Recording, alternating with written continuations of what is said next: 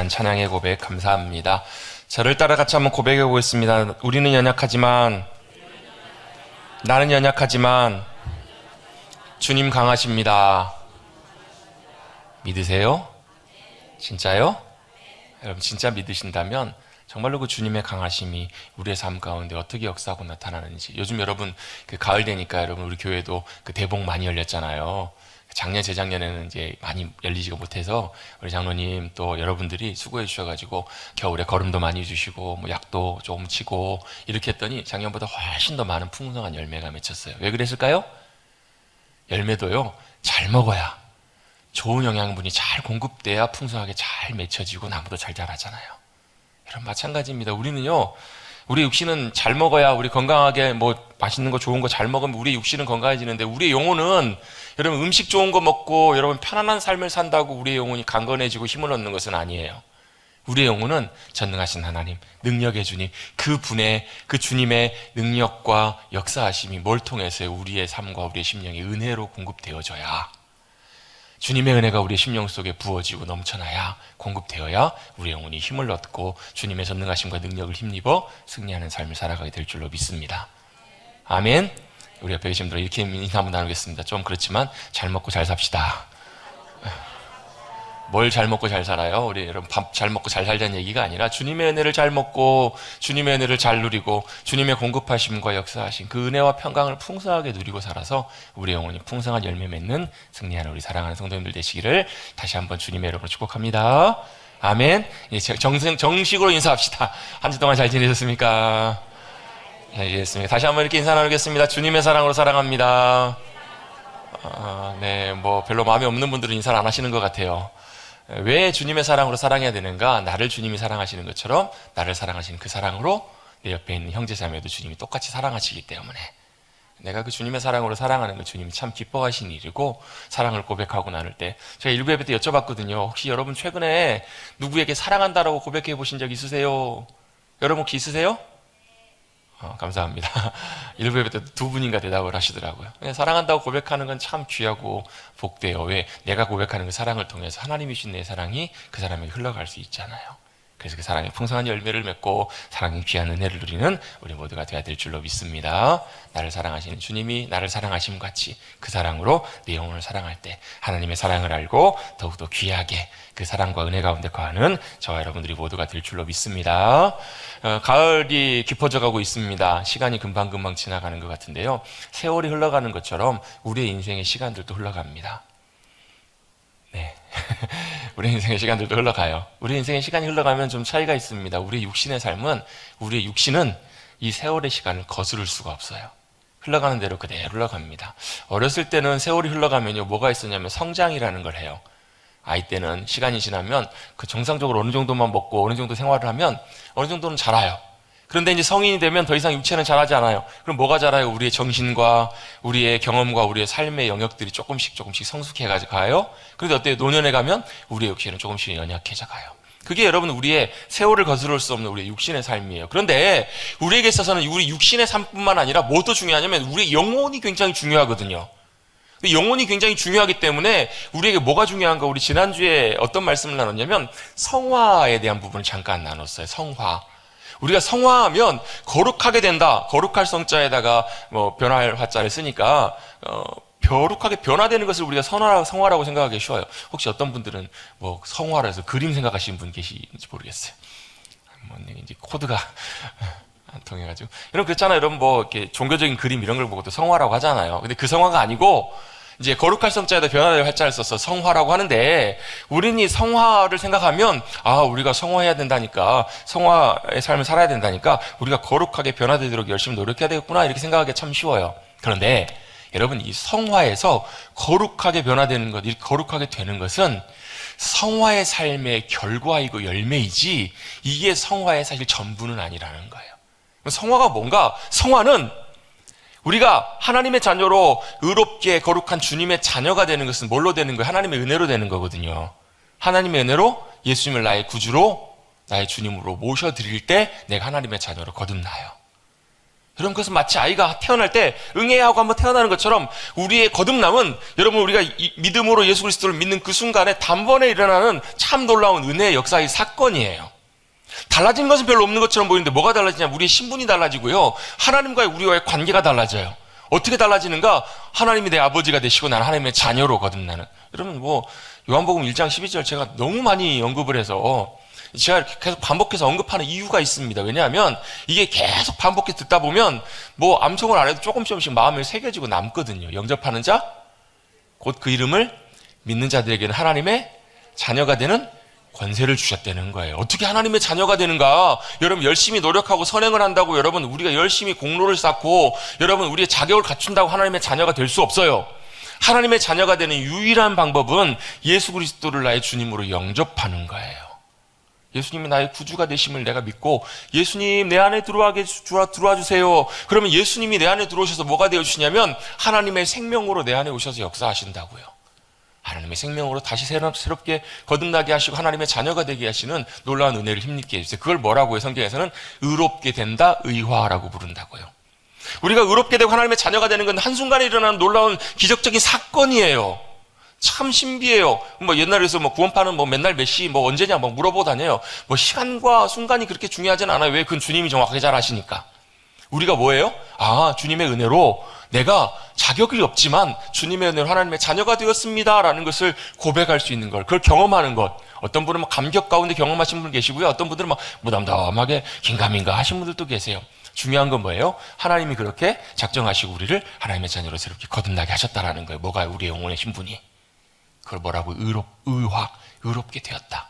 여러분, 저와 여러분은 예수 그리스도 십자가의 보혈의 은혜, 그 은혜를 믿음으로 말미암아 의롭게 된 존재들인 줄로 믿습니다. 저와 여러분이 의로워서 의로운 게 아니고요, 저와 여러분 여전히 의롭지 못한 게 너무너무 많아요. 여러분, 그렇지 않으세요? 인정하기 싫으신가 보네요. 여러분, 저와 여러분 까놓고 보면 여러분 얼마나 불의하고 얼마나 악하고 추한 여러분, 그런 것들이 정말 많아요. 여러분, 참 귀해 보이는 분도요, 사람 마찬가지. 여러분, 어느 누구도 예외 없이. 왜? 어느 누가 만약에 예외가 있었다면 예수님은 여러분 그걸 기대하고 기다리셨을 거예요. 십자가 안 지셨을 수도 있다고요. 왜? 더 이상 가망이 없기 때문에. 어느 누구도 하나님의 의의 수준에 도달할 수 있는 인간이 없기 때문에 주님이 대신 십자가를 져주시고 우리를 뭐 하시는 거예요? 야, 너희가 져야 될 모든 불의에 대한 대가를 내가 다 치렀으니까 이제 너희는 의롭게 된 거와 마찬가지야 라고 의롭다고 칭해 주신 거예요. 여러분, 저와 여러분은 의롭다고 주님께서 여겨주신, 의롭다고 칭해주신 바로 의인으로 여김받은 우리 모두가 된 줄로 믿습니다. 믿음 안에서 예수님 때문에, 나 때문에가 아니라 예수님 때문에 우리가 의롭게 되었다고요. 그게 바로 의화의 순간이에요. 근데 우리가 구원받고 예수님 믿고 하나님의 자녀가 되었다고 해서 그걸로 끝인가? 그건 아니에요. 언제요? 우리의 마지막에 다시 주님 만날 때가 있을 거예요. 혹시 주님 오시기 전에 먼저 여러분, 우리가 세상 떠나면 무덤에서 우리의 육신은 또 흙으로 돌아가고 우리 영혼이 안식하다가 주님 오셨을 때 영광스러운 부활의 모습으로 참여하게 될 때가 있다고 성경은 말씀하세요. 그걸 뭐라고 하냐면 영화라고 해요. 영광스럽게 변화된대요. 그때는 여러분 얼굴이 잘생겼냐 못생겼냐 키가 크냐 작냐 그거 별로 의미가 없어요. 왜요? 영광스러운 주님의 형상으로, 주님의 형체로 주님이 변화되신 것처럼 저와 여러분을 주님께서 변화시켜 주실 거기 때문에 아름다운 모습으로, 영광의 모습으로 참여하게 될 그때가 올 거라고, 있을 거라고 주님이 약속해 주고 계세요. 그래서 데살로니가서 4장 같은 경우에도 보면요, 천사장의 나팔 소리와 함께 주님 다시 오신대요. 주님 다시 오셔서 영광의 그 귀한 모습으로 우리를 끌어올려 주신대요. 그때는 뭐예요? 산이, 바다가, 들이 뭐예요? 다 죽은 자를 다 내어놓는다는 거예요. 여러분, 더 이상 죽음이 우리를 묶어놓을 수 없는 영광스러운 부활이 저와 여러분 가운데 약속되어 있는 줄로 믿습니다. 그걸 뭐라고요? 영화라고요. 영화예요. 그건 우리의 최종적인 완성이에요. 마지막이에요. 그러면 우리의 믿음의 삶의 시작, 그리스도인이 되는, 의롭게 되는, 하나님의 자녀가 된 그 순간부터 영광스럽게 변화된 그 순간까지 그 과정과 사이가 뭐라고요? 이때의 과정과 시간들이 바로 성화라는 거예요. 그래서 여러분, 성화는 단순히 내가 거룩하게 되는 것 뿐만 아니라 내가 뭐 하는 거예요? 그 과정 속에서 내가 주님 더 닮아가고, 내가 주님 안에서 변화되어 가고, 새로워져 가고, 점점점. 그래서 여러분, 성화는요, 절대 한 번에 일어날 수 있는 일이 아니에요, 여러분. 우리가 구원받는 것은 한 번에, 단번에 일어나는 놀라운 은혜의 사건이지만 성화는 지속적이고 상당히 오랜 시간이 필요해요. 아니, 우리의 일평생 동안 따라가야 될 과정이고 길이에요. 여러분, 어찌 보면 100m 달리기가 아니라 뭐 같은 거예요? 마라톤과 같이 끊임없이 계속해서 달려가야 돼요. 마치 여러분, 아이가 하루아침에 자고 일어났더니 성인 될 수 있나요? 그럴 수는 없는 것처럼 아이가 꾸준히 시간을 통해서 조금씩 성장해서 장성한 어른이 되어가는 것처럼 처음에는 여전히 연약하고 미숙하고 걷지도 못하는 아이가 조금씩 한참의 시간이 지나서 여러분 성장하고 장성한 성인이 되려면 최소 몇 년이 걸리나요? 한 20년은 걸려요, 최소한. 근데 20년이 돼도 글쎄요, 다 자랐다고 할 수는 없어요. 육신은 다 잘났을지 모르지만 여전히 우리의 인생은 더 자라가고 더 배워가야 되잖아요. 저는 아직도 40대지만 여전히 아직도 저는 너무 미숙하고 어리숙한 부분이 너무 많다고 저는 생각을 하거든요. 왜요? 인생 살면서 더 계속 끊임없이 성장해가고 변화되어 가야 되는 것처럼 우리 육신의 삶도, 우리의 영혼도 어떻다고요? 끊임없이 주님 안에서 주님의 은혜 가운데 변화되고 새로워져 가야 되는 과정, 그게 바로 뭐라는 거예요? 그게 바로 성화라는 거예요. 저와 여러분 성화의 과정 가운데 있고, 그건 여러분 단순히 우리가 애쓰고 노력한다라고만 내가 변화되고 그렇진 않아요. 뭐가 필요한가? 주님의 은혜와 도우심이 필요해요. 주님의 은혜와 성령님의 역사하심이 우리 가운데 역사해 주셔서 우리의 마음을 만지시고 새롭게 해주시고, 우리 아까 찬양했잖아요. 주께 가까이 날 이끄소서. 뭐예요? 간절히 주님만 원합니다. 채워주옵소서. 주님의 사랑과 은혜가 내 안에 채워져서 뭐예요? 주님 내 마음 만져주시고 내 심령을 새롭게 해주시고 그렇게 변화되더라고요. 여러분, 사람은요 겉만 변했다고 해서 진짜 변한 게 아닌 경우도 너무너무 많아요. 저도 예전에 학교 다닐 때 교육학 공부했는데요, 교육학 공부하면서 제 나름대로 내렸던 결론이 그거예요. 사람 겉모습 변했다고, 사람 겉이 변했다고 진짜 변한 게 아니더라고요. 군대 갔다 왔더니 군대 제대할 때만 해도 정말로 군대처럼 성실하고 열심히 최선을 다해 살 것 같더니 딱 2주 가더라고요. 2주 지나고 나니까 다 막 돌으면 그냥 그대로 돌아가요.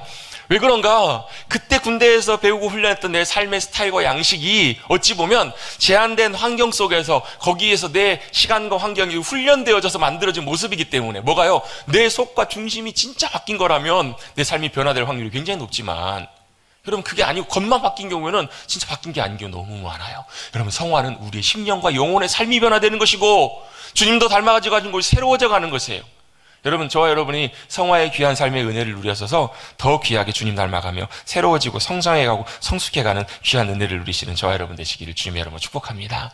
뭘로만요? 주님의 은혜와 도우심으로만 가능해요. 성령님이 역사해 주셔야 돼요. 내 마음 만지시고 새롭게 해주시고 바꿔주시고 인도해 주셔야 가능하더라고요. 사람이 바뀌어요, 안 바뀌어요? 사람 변해요, 안 변해요? 사람 변하면?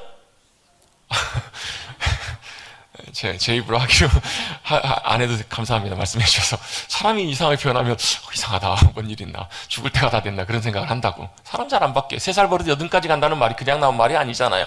그래서 어떻게 바뀌어요? 진짜 주님의 도우심과 역사하심이 함께 해주셔야 돼요. 변화되십시다. 성화의 삶을 살아가십시다. 그 은혜를 누리십시다. 왜요? 그게 우리의 삶에 얼마나 큰 유익인지 몰라요. 여러분, 성화의 삶의 유익을 제가 지난주 잠깐 나눴지만, 여러분, 우리가 성화의 삶으로 나아가면 나아갈수록 왜 해야 되는데, 뭐가 필요한데 그냥 살면 안 돼? 그럴 것 같은데 그렇지가 않아요. 여러분, 아이가 태어나서 가만히 있으면 여러분 부모가 얼마나 마음 아파요. 자라가면서 여러분 자기 역할을 하고 해나가면서 예전에 못했던 것들을 하게 되는 것처럼, 우리도 성화의 삶을 통해서 뭐가 가능해지는가? 승리하는 삶을 가능하게 돼요. 또 뭐가 가능해지냐면 주님이 우리에게 주신 생명을 이 땅에서도 누리며 살아갈 수 있게 되는 거예요. 그럼 요한복음 10장에 예수님이 이 땅에 오신 목적을, 내가 너에게 온 것은 생명을 주려 하고 더 풍성하게 얻게 하려 함이라. 이 풍성하게 얻게 하려 함이라면 무슨 말이냐면, 주님이 주신 생명, 여러분, 저와 여러분에게 주님께서 생명 주신 줄로 믿습니다. 어떻게 알아요? 예수님이 저와 여러분 안에 거하시면, 여러분이 예수님을 여러분 안에 영접하시고 모셔드리면, 예수님이 함께 하시면 예수님의 생명이 여러분과 함께하고 계신 거예요. 여러분이 확신반 성경 공부할 때마다 첫 방에 나오는, 제일 먼저 구원의 확신 나오는 내용, 다루는 내용이 그거거든요. 하나님이 우리에게 영생을 주신 것과 이 생명이 그의 아들 안에 있는 거래요. 그래서 아들이 있는 자에게는, 하나님의 아들이 여러분 안에 계신 뭐가 있다고요? 하나님의 생명이 있다고요. 여러분 한번 여쭤보겠습니다. 예수 그리스도가 여러분 안에 계십니까? 예수님 여러분의 구주로 모셔드리셨습니까? 여러분 어떻게 알아요? 하나님을 여러분의 아버지라고 고백하실 수 있다면 그 증거가 그거예요. 여러분 이 자리에 앉아 계시는 것도 그냥 앉아 계신, 물론 이 가운데서도 어떤 분들은 여러분 아직 예수님이 나의 구주심을 분명히 믿지 못하고 확신하지 못하신 분들도 계실 수도 있어요. 그러나 거의 대부분의 여기 계신 분들은 예수님을 나의 구주로 영접하신 분들이에요. 예수님 여러분 안에 계시면 뭐가 있다고요? 하나님의 생명이 함께 하신다고요. 그 생명은 원래 아담에게 주셨던 생명이에요. 아담이 만약에 범죄하지 않고 선악과를 따먹지 않았다면 어쩌면 죽음을 겪지 않았을 거예요. 아담이 몇 살 살았어요? 아담의 나이? 930세 살았습니다. 놀라지도 않으시네요. 93세만 살아도 장수하신 건데 930세를 살았대요. 근데 여러분, 아담이 죽었어요. 아마 어쩌면 아담이 범죄하지 않았으면, 선악과를 따먹지 않았으면 930이 아니라 영원하신 주님과 함께 영원하신 주님의 생명으로 영원토록 죽음을 겪지 않고 살았을지도 몰라요. 왜요? 주님의 생명이 아담에게 부어졌거든요. 그렇죠. 그래서 여러분, 아담이 범죄하고 하나님께 쫓겨나고 이제는 하나님의 생명을 함께 할 수도 없기 때문에 어때? 육신이 수명을 다해서 죽는 거예요. 저와 여러분도 마찬가지고. 근데 여러분, 저와 여러분은 좀 다른 게 있어요. 여러분, 육신의 생명의 수완은요, 시간이 돼서 언젠간 꺼져요. 사고로 그렇기도 하고 병으로 그렇기도 하고요, 노안으로 그렇게 될 수도 있을 거예요. 그런데 우리 안에 뭐가 있냐면 예수님을 통해서 다시 주신 새 생명이 있어요. 그 생명은 하나님의 생명이고 영원하신 하나님의 생명이기 때문에 그 생명은 없어지지 않아요. 그 생명은 영원하신 주님과 함께 살 수 있는 영생, 영원한 생명이 되는 줄로 믿습니다. 언제요? 죽은 다음에만요? 아니요. 예수님은 분명히 우리에게 죽은 다음에만 가게 될 우리의 영원한 생명, 천국뿐만 아니라 이 땅에서도 그 생명을 누리고 살아라. 회개하라. 예수님이 여기서 선포하신 말씀이 이거잖아요. 회개하라. 천국이 가까이 왔다. 하나님 나라 가까이 왔다. 그 말은 뭐냐면, 카로브라는 히브리어 단어는요, 가까이 왔다라는 말이 쭉 오고 있다라는 의미라기보다는 거의 다 온 거예요. 이미 다 온 거예요. 예수님을 통해서 뭐가요? 이 땅에 하나님 나라가, 천국이 임한 거예요. 그걸 어떻게 알아요? 사도행전에 보면요, 예수님이 부활 승천하신 다음에 성령님이 오셔서 각 사람 위에 임하였을 때, 제자들 위에 임하였을 때 그들이 뭘요? 천국의 놀라운 삶을 살아요. 천국의 능력과 권세를 가지고요, 안진병을 일으키고요, 천국의 놀라운 승리와 감격 가운데 그들이 감옥에 갇혔는데도요, 그곳에서도 찬양하더라는 거예요. 그게 뭐라고? 그게 이 땅에 생명을 누리고 살아가는 삶이에요. 아, 생명을 누리고 살았더니 환경과 현실과 문제 가운데 내가 별로 주눅들지가 않아요. 왜? 그거보다 천국의 감격과 기쁨이 더 크니까. 여러분, 이 은혜가, 이 천국의 기쁨과 이 생명의 풍성함이 우리 사랑하는 성도님들 삶 가운데 부어질 수 있게 되기를, 넘쳐나기를 주님의 이름으로 축복합니다. 그래서 저 사람은 왜 저래? 뭐가요? 아니, 낙심해야 될 상황이고 걱정해야 될 상황인데 뭐가 저렇게 좋아? 뭐가 좋아요? 그 안에 천국이, 그 안에 하나님 나라가. 그래서 여러분, 여러분의 삶의 목적과 비전, 부르심, 중요한 많은 것들이 있지만요, 여러분 꼭 이것도 붙으셨으면 좋겠어요. 뭐가요? 여러분의 심령과 가정과 우리 교회 위에, 삶 위에 하나님의 나라가 성취되고 세워지도록. 우리 찬송가 428장인가요? 높은 산이 거친 들이 초막이나 궁궐이나 내 주 예수 모신 곳이 그 어디나 하늘나라. 할렐루야 찬양하세. 내 모든 죄 사함받고 주 예수와 동행하니 그 어디나 하늘나라. 우리는 뭐 해야 돼요? 내가 높은 산에 있든 낮은 들에 있든 거친 골짜기에 있든 초막에 있든 궁궐에 있든 내가 있는 그곳에 뭐가요? 나와 함께 하시는 그 주님을 모시고 뭘 해야 된다고요? 하늘나라, 하나님 나라, 그 하나님 나라의 놀라운 감격과 기쁨을 누리는 삶으로 우리의 삶이 나아가져야 될 줄로 믿습니다. 이게 성화의 삶이에요. 이게 하나님 나라의 생명을 누리는 삶이라고요. 이럴 때 여러분, 때때로 우리 육신이 아파서 고통스러워도 뭐예요? 주님이 주시는 평안 가운데 주님을 믿음으로 신뢰할 수 있어요. 그래서 여러분, 성화는요, 여러분 이 놀라운 생명을 누리는 삶, 또 믿음의 삶, 이것들과 사실 다 연결되어 있어요. 이것들을 누리는 삶으로 주님께서는 저와 여러분을 부르고 계세요. 믿음 안에 승리하게 하세요. 여러분, 이렇게 귀한 믿음의 삶을 살았던 삶을 보면요, 어떤 것들도 자기를 누를 수가 없었잖아요. 여러분, 이 성화의 삶의 유익을 누리시는 저와 여러분 되시기를 간절히 주님의 이름으로 축복합니다. 이 삶을 누리기 위해서 여러분, 우리에게 굉장히 하나님께 주신 중요한 것 중에 하나가 바로 교회 공동체예요. 사실 원래 오늘 제가 말씀을 이 부분을 좀 함께 좀 나누려고, 성화의 삶에 이어서 이번 주, 다음 주 정도까지 좀 나누려고 준비를 하다가, 교회에 대한, 공동체에 대한 부분을 좀 나누려다가 사실 다른 부분을 좀 오늘 좀 나눌 거예요. 교회 공동체 굉장히 중요합니다. 요즘 보면요, 특별히 그런 분들이 많아지시는 것 같아요. 큰 교회에 가요. 큰 교회 가가지고 뭐 하냐면 거기서 예배 드려요. 그리고 와요.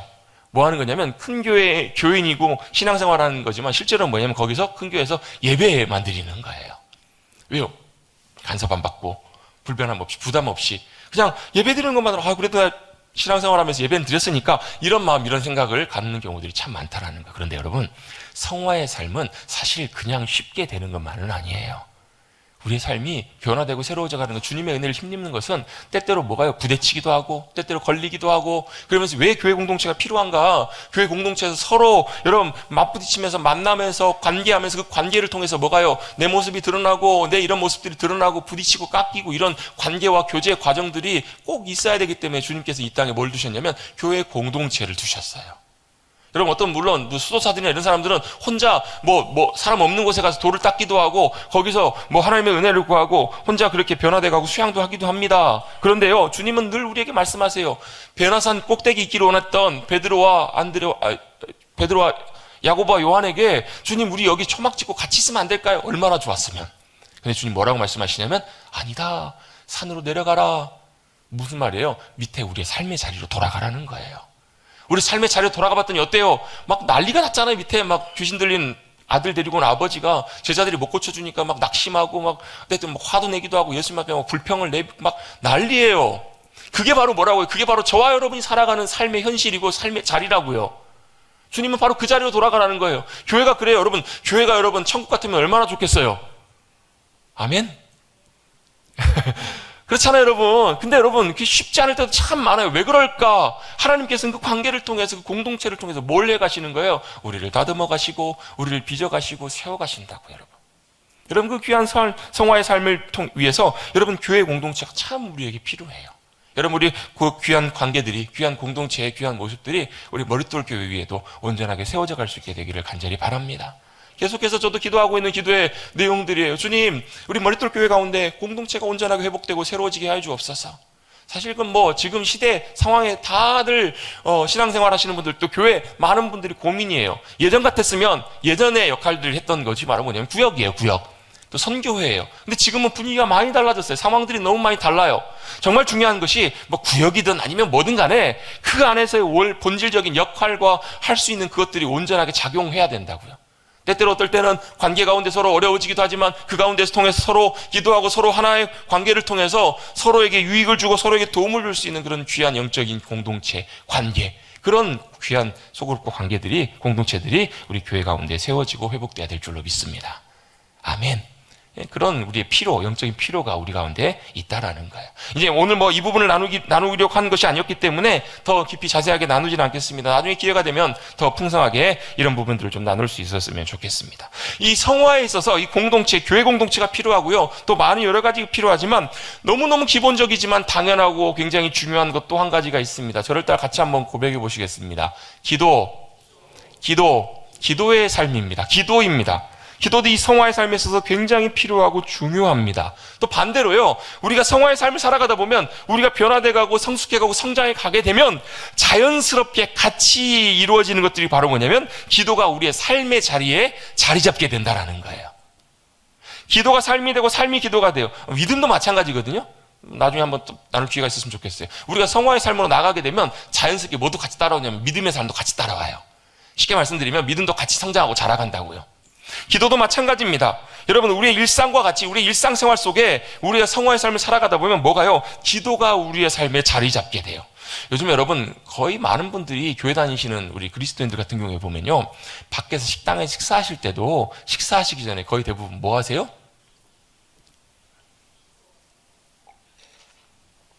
웬만하면 여러분 그래도 거의 많은 분들이 감사 기도하고 식사하시죠? 표정들을 보니까 안 하시는 거예요. 한번 여쭤볼게요. 여러분 식사하실 전에 여러분 감사하시면서 기도하시고 식사하시면 손 들어보세요. 손 내리세요. 드시기 전에 빨리 내리라고 말씀드려야죠. 하시는 분들도 계시고 안 계신 분 계시겠지만 지금은 많은 분들이 그렇게 해요. 어떤 경우에 보면 습관적으로까지 막 그렇게 되는 분들도 있는 것 같아요. 식사하기 전에 당연히 자연스럽게 몸에 배에 있는 거죠. 저 같은 경우도 참 부끄럽지만 어떨 때는 습관적으로 막 기도할 때는요, 숟가락 들기 전에 기도하고 숟가락 들기 전에 기도하고 뭔 얘기하다가 잠깐 숟가락 뜨려고 할 때 기도했나요? 다시 2번 기도하기도 하고 그렇습니다. 그러니까 아예 그 습관처럼 이렇게 몸에 이렇게 감사, 식사 기도하는 것들이 몸에 배어 있는 거죠. 식사 기도가 일부가 되어버린 것처럼 뿐만 아니라 우리 일상의 삶에 뭐가요? 기도가 우리의 삶에 자리 잡고 우리의 삶에 들어올 수 있다라는 거예요. 성화의 삶을 살아갈 때. 왜 그런가? 왜 이게 또 중요한가? 기도는 단순히 하나님 앞에 구하고 간구하는 것뿐만 아니라 하나님과 우리 사이의 관계에 있어서 그 관계의 통로 역할을 하는, 통로가 되는 가장 중요한 것이 바로 기도이기 때문에 그렇습니다. 기도가 바로 하나님과 우리의 관계에 있어서 가장 중요한, 그래서 여러분 하나님을 사랑하기 때문에 여러분 하나님을 사랑하게 되면 어떤 일들이 벌어지는가? 내가 하나님 앞에 나가서 기도하는 것, 함께하는 것, 교통하는 일들이 너무나 당연한 일이 돼요.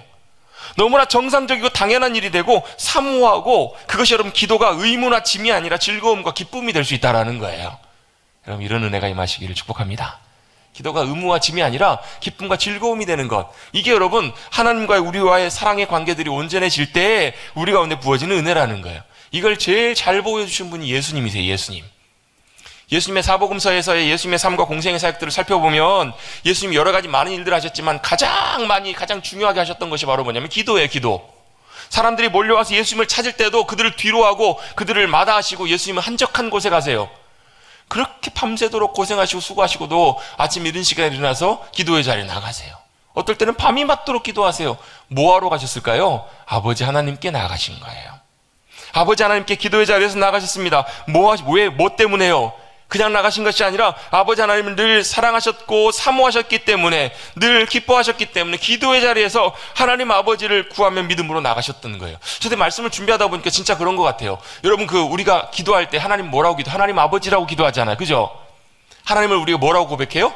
아버지라고 고백해요. 근데 예수님 오시기 전에는 물론 이제 예수님을 통해서 우리가 하나님의 자녀가 되었기도 하지만 구약 찾아보면요, 구약의 기도 중에서는 하나님 아버지라고 고백하는 기도가 거의 별로 없는 것 같아요.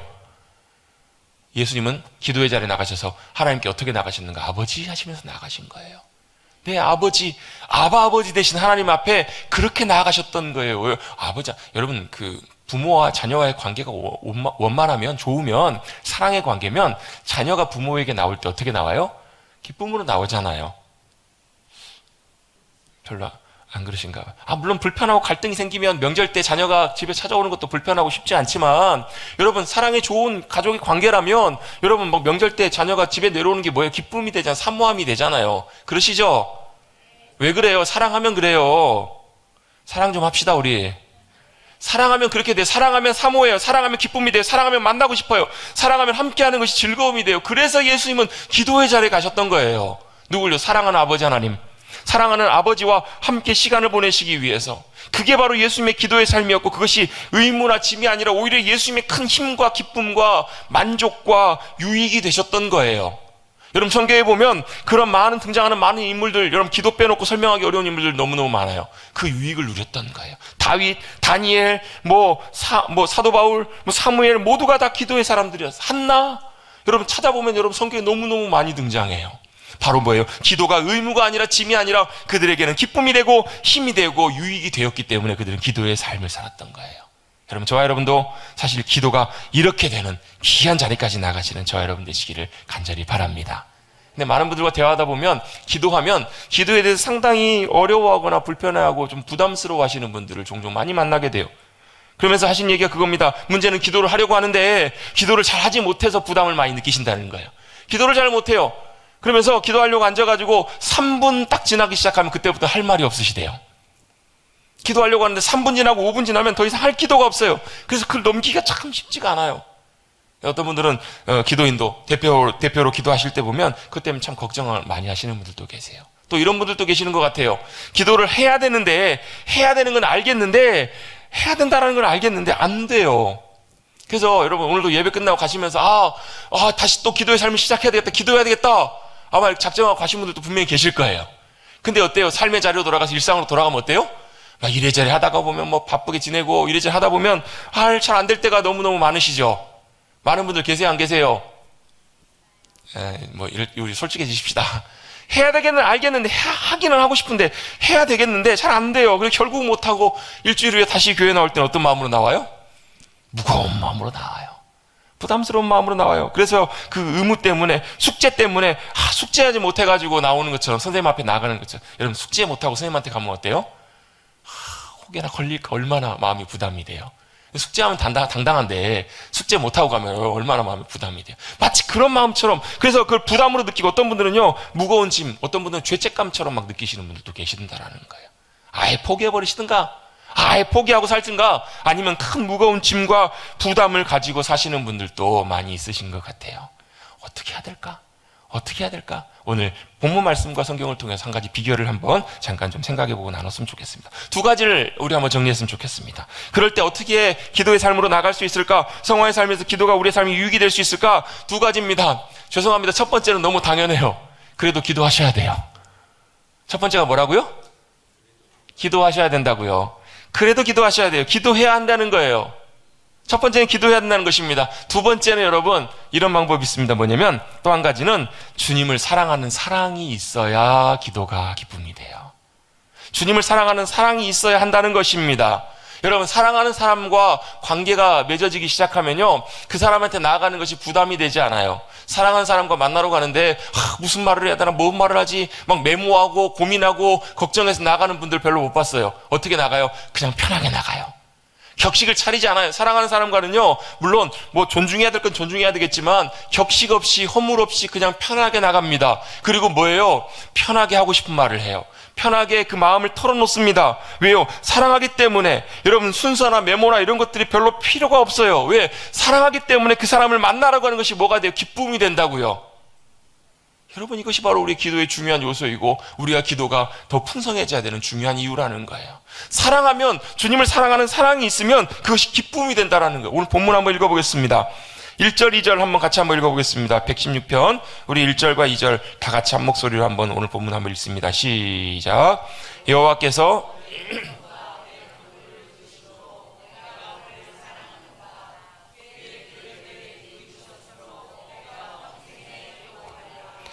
아멘. 2절 뒷부분에 보시면 내가 평생에 기도하리로다, 이렇게 되시기를 원하시는 분 계시죠? 또 그렇게 하셔야 돼요. 평생 기도의 삶을 사시면 여러분의 삶에 놀라운 승리와 유익이 있으실 거예요. 내가 평생 기도하리로다. 근데 왜 어떻게 해요? 그게 가능한가? 1절 뒷부분에 보면 내가 그를 사랑하는도다, 이거에 비결이 있다라는 거예요. 내가 주님 사랑하는 마음이 있으면 기도가 너무나 행복하고 기쁨이 돼요. 여러분, 그 크로스비라고 아시죠? 여러분, 파인 제인 크로스비인가요? 크로스비는 여러분 91생을 살았습니다. 근데 90평생의 거의 대부분을 시각장애인으로 살았어요. 눈이 안 보여요.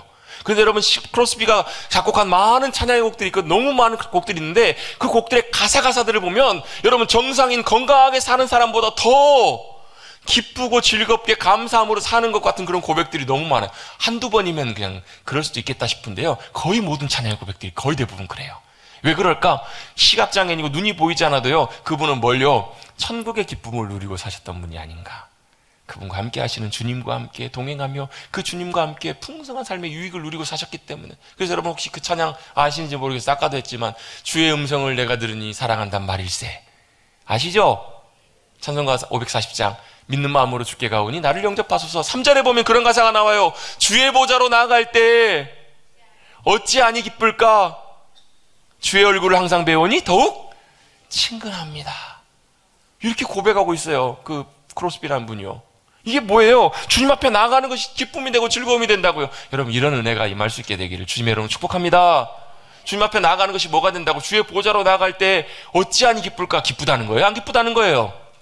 어찌하니 기쁠 수가, 안 기쁠 수, 알아서 이해하십시오, 여러분.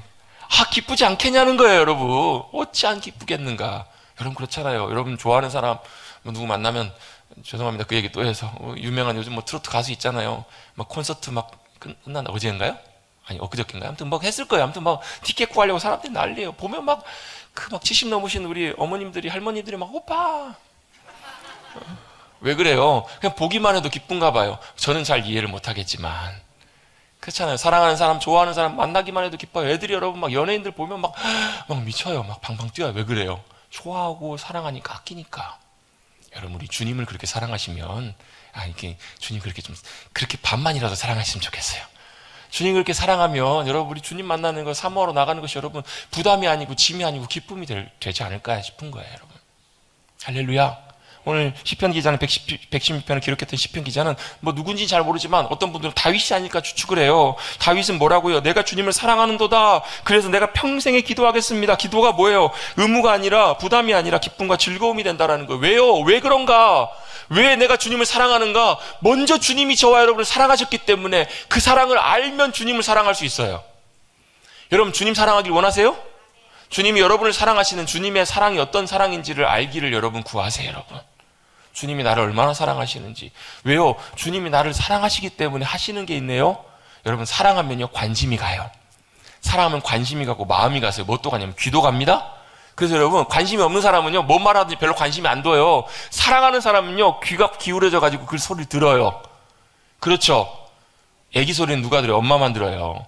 여러분, 막 기차 같은 데 타고 가다 보면요, 아이들 타는 애들 있잖아요. 막 보면 막 시끄러워요. 막 엄마도 막 난리지만, 누구예요? 그 소리가 다른 사람에게는 소음으로 막 떠드는 소리가, 애기 들리는 소리가 안 해야 되겠지만, 질서를 지켜야 되지만, 다른 소리가 여러분 관심 없는 사람에게는 소음으로 들려요. 시끄럽게 들려요. 근데 누구에게는요, 사랑하는 엄마 아빠에게는 그 소리가 아이의 소리 들린다고요. 심지어는 뭐가요? 숨 쉬는 소리까지, 호흡 소리까지도 다 들려요. 왜? 사랑하면, 관심을 기울이면 그 소리가 들린다고요. 왜? 사랑하기 때문에. 여러분, 사랑하면 들립니다? 사랑하면 듣습니다? 누가요? 주님이 우리의 신음소리까지 들으신대요. 오늘 아까 읽었던 말씀에 보면 1절입니다. 여호와께서 뭘 들으신다고요? 내 음성과 내 간구를 들으신대요. 또 2절에도 보면요, 자 보세요. 주님이 그는 주님의 귀잖아요. 주님의 귀를 내게 기울이신대요. 뭐 하시려고요? 들으시려고요. 주님이 내 음성과 내 간구를 들으신대요. 왜? 뭐 때문에 그래요? 여러분 혹시 못 믿는 분 계신지 모르겠어요. 여러분, 하나님이 여러분의 소리와 여러분의 신음소리까지, 숨소리까지도 다 들으신다, 안 들으신다? 어떻게 알아요? 어떻게 알아요? 예, 분명히 알아요. 어떻게 하냐면 주님이 우리를 사랑하신다고 분명히 성경에 말씀하셨거든요. 변치 않는 성경이 우리에게 말씀하셨어요. 사랑하기 때문에, 주님이 저와 여러분을 사랑하시기 때문에 뭐 하신다고요? 무관심하게 놔두시는 것이 아니라 들으시는 거예요. 내가 자격이 돼서, 조건이 돼서가 아니라 사랑하시면 듣는다니까요. 좀 믿으세요. 믿으시라고요. 사랑하면 들려요. 사랑하면 듣기를 원해요. 저와 여러분을 주님께 사랑하신다. 여러분 그렇잖아요. 당신은 사랑받기 위해 태어난 사람, 여러분 노래만 하지 마시고 하나님이 저와 여러분을 사랑하셔서 어떻게 해요? 이처럼 사랑하셔서 독생자를 주셨다고.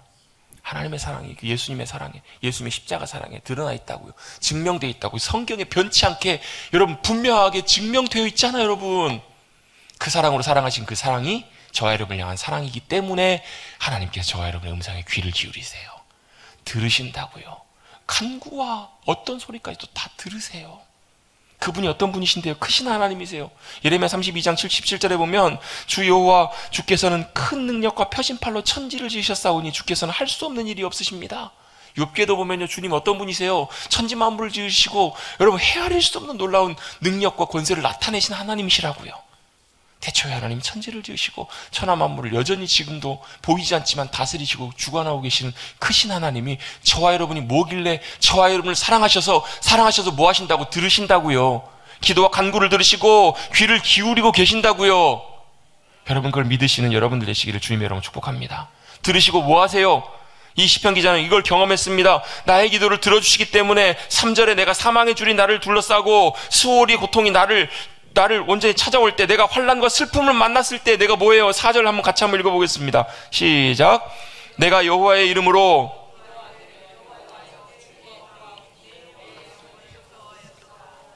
아멘.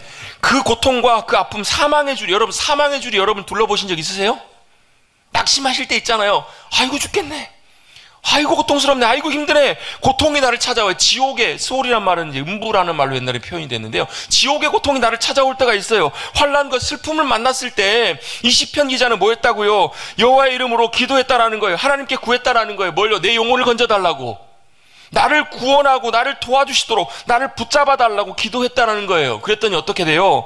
주님은 5절입니다. 여호와는 은혜로우시며 의로우시며 우리 하나님은 긍휼이 많으시도다. 6절입니다. 여호와께서는 순진한 자를 지키시나니, 이 순진한 자라는 말은 어리석고 부족하고 단순한, 여러분 혹시 이런 사람을 아십니까? 아세요? 누구예요? 여러분이지. 저와 여러분이지. 다 똑같이 여러분. 어떤 분은 무슨 말도 안 되는 소리, 나 얼마나 똑똑한데. 착각입니다. 착각이에요. 여러분 참 우리 어리숙하고 미숙하고 부족하거든요. 언제 알아요? 이런 일들을 만나보면 알아요. 이런 큰 어려움이나 이런 일들을 만나보면 내가 참 없구나. 여러분 여러 가지 것들로 많은 것도 해보려고 하는데, 여러분 그럴 때 그렇게 하지 마시고요. 뭐 하시라고요? 나를 건지시는 주님, 나를 도우시는 그 주님께 기도함으로 주님의 건지심과 도우심을 의지하시고 구하시라는 거예요. 그렇게 시편 기자는 기도했어요. 그랬더니 어때요? 순진한 자를 지키시나니 내가 어려울 때 나를 구원하셨습니다. 하나님이 건지셨다라는 거예요. 어려움과 환난 가운데 왜? 귀를 기울이시고 들으셨어요. 그리고 구원하시고 건지셨어요. 실제로 여러분 이런 삶을 살았던 성경에 많은 인물들 있잖아요. 다윗, 사울의 손길로부터 주님이 건지셨잖아요. 다니엘, 사자굴에서부터, 사자의 입으로부터 건지셨잖아요. 여러분 사자가 얼마나 여러분 강력하고 센지 여러분 아세요? 한번 실험을 해봤어요. 동물원에서요, 이 양쪽 칸막이를 놓고 양쪽에 줄을 달아가지고 막 이런 사람들 있잖아요. 막 몸이 정말 막 이런 막 무게 막 몇백 킬로 드는 사람, 그 사람하고 줄다리기를 해봤어요. 누가 이겼을까요? 해보나 마나 사자가 이겨요. 막 진짜 막 뭐 이런 사람 영상을 좀 보여드리고 싶네요. 막 이런 사람이 줄다리기 하는데요. 사자는 어떻게 하냐면 가만히 앉아가지고 줄 한 손을 잡고 있어요. 표정이 보면서 그래 땡겨봐라 이렇게 하면 땡기는데요. 사람이 질질질 끌려가더라고요. 여러분 그런 사자들이 드글드글한 몇 마리가 쓴지 모르겠지만 사자굴에 다니엘이 던져졌어요. 그런데요 하나님이 그를 그 사자굴로부터도 건져내시더라는 거예요. 구원하시더라는 거예요. 왜요? 그 하나님이 그 기도를 들으시고 구원하시고 건져내신 하나님이시기 때문에. 놀라운 기도의 실제를 경험하는 삶을 살았어요. 그게 바로 뭔가 바로 하나님의 은혜와 도우심을 구하며 기도하는 기도의 삶의 모습들이에요. 그래서 여러분 기도하는 사람은 뭐 하게 되냐면요, 그 전능하신 하나님 그 능력과 권세 가운데 나의 기도를 들으시는 주님을 믿기 때문에 의지해야 하게 돼요. 맡기게 된다라는 거예요. 저도 최근에 그런 마음이 갑자기 들었어요. 지난 주중과 주초인가 갑자기 그런 생각이 들어요. 아, 내가 한동안 좀 기도에 놓쳤던 부분들이 있구나.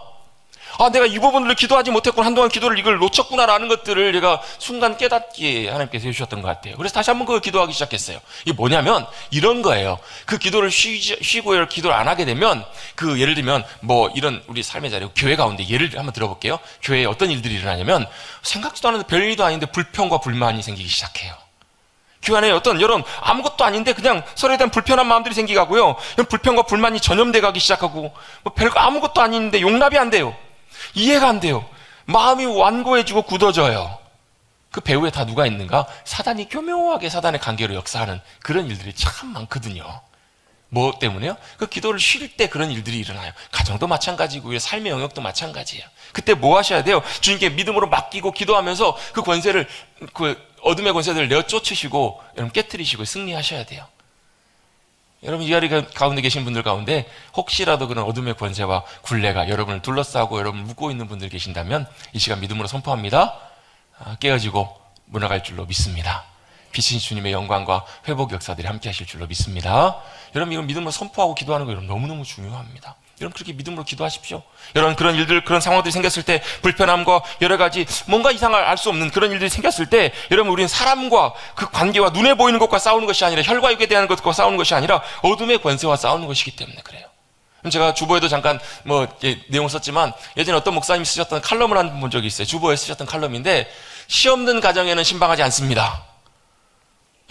아니 여러분 목회자가 성도가 시험 들었으면 신방하고 권면하고 또 위로하고 또 이렇게 해야 되잖아요. 여러분 찾아가고 해야 되잖아요. 근데 그 목사님은 시 없는 가정에는 신방하지 않습니다 이렇게 한다라는 거예요. 내용을 읽어보면 이런 내용이에요. 뭐냐면 기도하신다라는 거예요. 왜 기도하시는가? 이 목사님은 기도의 능력을 믿으시는 거예요. 어차피 내가 그렇게 시험과 어려움 가운데 있는 상황이라면 내가 가도 해결을 못한다라는 거예요. 내가 가도 어차피 해결 안 되는 문제고 내가 봐도 해결 안 되는 문제이기 때문에 오히려 그 시간에 그 상황에 뭐 하는 거예요? 그 가정을 위해서 그 영혼을 위해서 기도하신다라는 거예요. 단순히 기도하는 것이 아니에요. 믿음으로 기도하시는 거예요. 주님께 믿음으로 맡기고 기도하는 거예요. 아 여러분 이것이 저도 굉장히 성경적으로 굉장히 중요한 문제라고 생각합니다. 문제가 생겼는데 여러분 해결해야죠. 달려가야죠. 근데 여러분 물론 해야 되겠지만 그것보다 더 중요한 문제가 바로 뭐냐면 이 문제를 가지고 주님 앞에 기도의 자리로 가져가 나가는 거예요. 어떤 분들은요 이 기도에 대해서 이렇게 생각하시는 분 계세요. 아니 의지가 약하고 부족하니까 어려우니까 주님 앞에 도와달라고 기도하는 거라. 아니요, 그게 기도가 아니고요. 여러분 약하기 때문에 하는 거다? 그게 아니고 사실 어찌 보면 우리에게는 기도가 가장 강력한 무기예요. 왜요? 내가 하는 것이 아니라 내가 할 수 없기 때문에 뭐 하기 때문에 맡기는 거예요. 누구예요? 최선의 길로 인도하시고 우리의 모든 것을 가장 잘 하시는 그 주님께 맡기고 의지하는 것이기 때문에 그래요. 여러분 기도함으로 주님 앞에 맡길 때 주님이 우리의 영혼을 7절 말씀처럼 내 영혼을 내 평안함으로 돌아갈지어다 말씀하시는 것처럼 우리의 심령과 우리의 삶을 평안함으로 우리의 삶을 붙들어 주시고 인도해 가 주실 줄로 믿습니다. 그러면 제가 그 뒤에 내용에 글 썼거든요. 저는 머리 자를 때 먼저 가가지고 머리 자르는 미용사분에게 이렇게 잘라주세요 라고 얘기를 하고 눈을 감습니다. 다 머리 끝날 때까지. 왜 감는 줄 아세요? 어차피 눈 떠봐야 뵈는 게 없어서 그래요. 눈 떠봐야 아무것도 보이는 게 없어가지고 눈 딱 감고 그냥 가만히 맡겨놔요. 어떻게 해요? 어떤 분은요 막 자르다가 이렇게 더 자를까요 말까요? 아유 알아서 하세요. 어차피 안 보이니까. 끝나고 나서 정말로 잘 잘라주시는 훌륭한 미용사가 잘라주시면 마음에 들게 잘 잘라주세요. 아니면 어쩔 수가 없지만 왜요? 안 보이니까 그냥 어쩔 수 없이 맡기는 거예요. 근데 여러분, 이 기도도요, 맡기는 것입니다. 누구에게요? 가장 우리의 모든 걸 잘 아시고 가장 아름답게 우리를 빚어가시고 만들어줄 수 있는 주님께, 미용사는 아니시지만 주님께 맡기는 것. 여러분, 이것이 기도이고 우리의 믿음의 기도이고 우리가 성화의 과정 속에서 기도로 나아가야 될 중요한 요소인 줄로 믿습니다. 주님 앞에 모든 걸 내어 맡겨드리는 것이 바로 기도예요. 어떨 때는요, 하나님이 우리에게 좋은 걸 안 주실 때도 있는 것 같아요. 내가 원하는 길과 반대 길로 인도해 주시고요, 참 쉽지 않은 현실과 어려움을 주실 때도 있는 것 같아요. 좋은 거 주시면 감사하죠. 그죠? 감사도 안 하시려고 그러나. 좋은 거 주시면 감사해요. 근데 여러분, 오히려 내게 좋지 않은 것, 내가 원치 않는 것, 불편한 걸 주실 때 여러분 오히려 더 감사하셔야 돼요. 왜냐하면요, 내가 오히려 그런 상황 속에 있을 때 뭐하기 때문에 내 기도를 들으시고 나의 삶을 선하게 인도해 주실 신실하신 주님을 더 믿음으로 의지할 수 있기 때문에 그래요. 여러분, 쉽게 얻는, 영적인 원리도 똑같아요. 쉽게 얻는 것은 쉽게 없어져 버려요. 쉽게 주신 것은 감사하고 끝나요. 근데 어렵고 고생하면서 힘들게 주님이 주시는 귀한 은혜와 귀한 것들은 여러분 쉽게 사라지지 않아요. 저도 제 삶을 돌아놓고 보면요, 가장 제 인생에 힘들고 어려웠던 그 순간이 영적으로는 가장 귀한 은혜를 누렸던 때예요. 그때요, 성도를 만나면요, 하나님께서 말씀 생각나게 해주시는데 그 말씀이 그 상황에 정말 정확한 말씀이에요. 마치 제가 그때 그런 표현을 써요. 쪽집게 찝듯이. 정말 기가 막힌 그런 것들을 하나님께서 보게 하시고 생각나게 해줄 때가 너무너무 많아요. 왜? 그때 가장 어려움이 중요한 게 아니고 환난이 중요한 게 아니고 어려움을 막 억지로 당해라 이게 아니로 그 상황에서 내가 주님을 신뢰하고 믿음으로 맡기고 의지할 수 있기 때문에. 여러분, 그런 귀한 기도의 유익과 은혜를 누리시는 여러분들 되시길 주님 여러분 축복합니다. 시간이 많이 갔지만 마지막 하나만 더 나눕니다. 기도는 뭐하기 때문에? 맡기는 것이기 때문에요, 내 마음의 모든 것들을 다 털어놓을 수 있어요. 털어놓고 맡길 수 있다고요. 뭐까지도요, 내 안에 막 별의별 것까지 다 토해낼 수 있다고요. 여러분, 인생의 막 고민과 어려운 일들 여러분 집에 가셔서 여러분 쉽게 아내분이나 남편분에게, 배우자에게 쉽게 털어놓을 수 있어요? 하실 수도 있죠. 근데 저도요, 뭐 교회에서 있는 일들이나 이런 일들 저희 아내에게 다 얘기 안 합니다. 왜요? 얘기하면요, 막 같이 고민해요. 아니, 그냥 몰라도 되니까 그냥 놔두고. 어떤 경우는 그런 경우가 참 많아요. 있을 때가 있어요. 여러분, 쉽게 여러분 털어놓지 못하는 경우가 많아요. 여러분, 어떨 때는요, 막 분노가 치밀어요. 저 인간 죽여 살려. 여러분, 그런 마음이 드세요, 안 드세요? 여러분, 저도 들어요. 목사도요. 그런 마음이 들 때가 있어요. 근데 여러분, 이럴 때요, 반응하는 방법이 세 가지가 있습니다. 첫 번째는 뭐냐면 실제로 그렇게 행하는 거예요. 죽여 살려 해가지고 그대로 반응해요. 막 복수해요. 그럼 돼요, 안 돼요? 큰일 나요, 여러분. 그럼 하면 안 돼요, 여러분. 심지어 성경에서는요, 그렇게 미워하는 마음 먹는 것도 죄래요. 그래서 어떤 분들은 어때요? 참아요. 씩씩거리면 참아요. 마음으로 사겨요. 그래도 돼요, 안 돼요? 병나요. 마음에 담아두고 삭히면요, 병나요. 없어지는 게 아니에요. 그게 쌓여요. 언젠가 뻥 터진다고요. 그거 어떻게 해야 돼요? 털어놓으셔야 돼요. 쏟아놓으셔야 돼요. 누구에게요? 사람에게는 한계가 있어요. 친구도 한계가 있어요. 여러분, 주님께 다 쏟아놓으세요, 여러분. 여러분, 시편 109편 같은 경우 보면요, 저주시예요. 다윗이 쓴 시인데요, 막 저주가 있어요.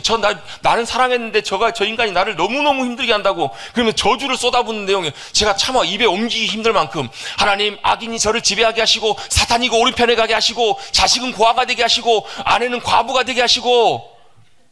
여기까지만 할게요. 한번 궁금하시면 읽어보세요. 진짜 가히 이루 말할 수 없을 만한, 그게 다윗의 입에서 나온 저주예요, 여러분. 근데 여러분 보세요. 이 저주가요, 그 상대방에게 그대로 가면 이게 저주가 돼요. 이게 복수가 돼요. 근데 이게요, 하나님께 고백이 되었더니, 저도 이거 참 깨닫고 나니까 참 놀라워요. 이게 하나님께 고백이 됐더니 이게 뭐가 되냐면 저주가 아니라 그냥 털어놓는 게 되고 탄원이 되더라는 거예요. 와. 이게 저주가 잘못하면 죄가 되는데, 죄가 아니라 하나님께 다 쏟아놨더니 이게 뭐예요? 아니, 저주를 쏟아놨더니 하나님 저주하시고 말고는 하나님 공의대로 하실 일이고, 복수하고 말고는 하나님께서 가장 공정하게 하실 일이니까 하나님이 하실 일이고, 나는 뭐 하는 거예요? 있는 말 없는 말 마음에 있는 거 다 쏟아놓은 거예요, 하나님께. 그게 뭐라고? 그게 기도라는 거예요. 그랬더니 어때요? 여러분, 다 쏟아놓고 나면 어때요? 마음이 시원해요. 홀가분해요. 여러분, 그게 바로 기도의 은혜예요. 아무한테도 얘기할 수 없는 이런 마음의 분노와 마음의 많은 것들 여러분 주님께 다 구하고 아뢰십시다. 다 토해내십시다. 그럼 뭐예요? 그게 악담이고 상대방에 대한 악담이고 험담이고 저주고 복수라고 할지라도 하나님께 고백되면 그게 뭐예요? 하나님이 가장 잘 아시고 가장 공의롭게 판단하실 것이기 때문에 더 이상 우리에게는 문제가 되지 않는 거예요. 같이 한번 고백하겠습니다. 주님이 알아서 하십니다. 아멘. 가장 공의롭게 선하게 인도해 줄 거기 때문에 그걸 맡기는 것이 바로 기도입니다. 여러분 그걸 다 토해내시고 여러분 주님 앞에 믿음으로 나가셔서 큰 은혜와 평강과 주님이시는 기쁨을 누리시는 저와 여러분 되시기를 주님의 이름으로 축원합니다. 내 영혼아 내 평안함으로 돌아갈지어다. 여호와께서 너를 후대하심이로다. 주께서 내 영혼을 사망에서 내 눈을 눈물에서 내 발을 넘어짐에서 건지셨나이다. 이 귀한 은혜가 기도의 삶 가운데 여러분의 삶 가운데 경험되는 고백되는 우리 모두가 되시기를 주님의 이름으로 축원합니다. 같이 한번 따라 고백하겠습니다. 하나님을 사랑하면 기도가 즐거워집니다. 행복해집니다. 여러분 행복한 기도자가 되십시다. 기도의 삶이 기쁨이 되고 즐거움이 되고. 그럼 어떻게 해요? 어떻게 하나님을 사랑할까? 기도해야 하나님 사랑해요. 하나님 사랑을 경험해요. 여러분 이 선한 선순환이 풍성하게 여러분 삶 가운데 자리 잡으셔서 하나님도 알고 사랑하셔서 여러분 기도도 기쁨이 되시고 여러분 주님 따라가는 삶도 기쁨이 되시는 우리 모두가 되시기를 간절히 주님의 이름으로 축원합니다. 주님 감사합니다. 오늘도 주님을 예배하는 귀한 자리 믿음으로 나오게 해주시고 주님의 말씀에 귀 기울이며 우리가 주님 닮아가는 성화의 삶을 살아갈 때 기도의 중요성을 다시 한번 돌아보게 하시니 감사를 드립니다. 기도가 의무와 짐이 되지 말게 하시고 기쁨과 즐거움이 되어서 기도의 풍성한 유익을 누리며 우리의 삶이 기도가 되고 기도가 삶이 되는 복된 성화의 삶을 유익을 누리는 우리 모두가 되게 하여 주시옵소서. 감사드리며 예수님의 이름으로 기도드리옵나이다. 아멘.